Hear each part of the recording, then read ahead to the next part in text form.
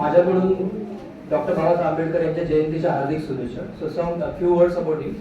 So he was born in a poor family and basically like his father was in army, but family was like he born and brought up with his mother in the Madhya Pradesh. Then he took his primary education in Satara, and he was the 14th child of his mother. So before that, as you know, IMR, the internal mortality rate was high. So during that time, those times, it was very difficult, and he was the 14th child. So just imagine, I'm sorry, I'm sorry to say this, but the family planning which we are discussing now, if that family planning concept could be at that time, what would have happened? So we would have missed this great leader.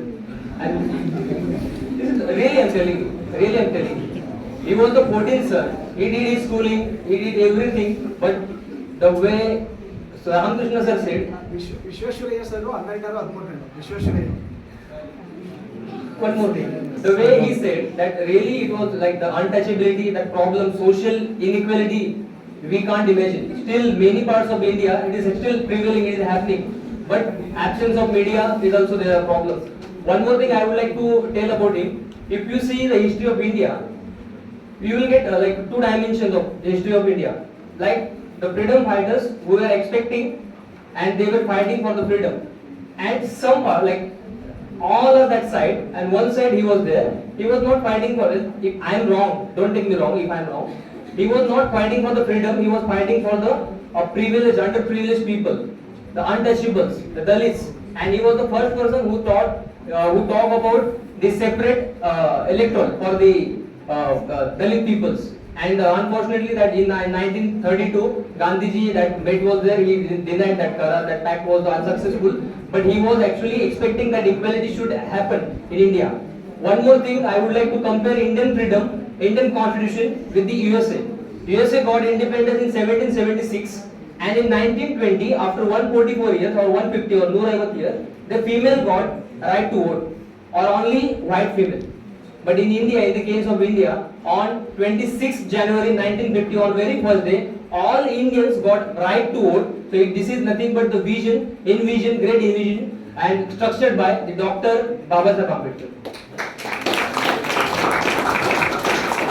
Even in the drafting committee, many times people say that there were 114 people. Why we consider him as a like architect of Indian Constitution?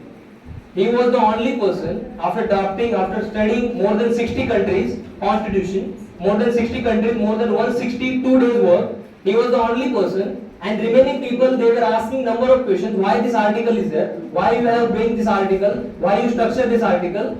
More than 7,500 questions were raised by the committee, and he could able to answer more than 5,500 questions during that session. He was the only person. Just imagine, it's very easy to raise questions, but it's very difficult to positively answer all those questions. So he was the only person who fought, not only fought, he defeated all the answers, and he proved himself that he was a like visionary leader.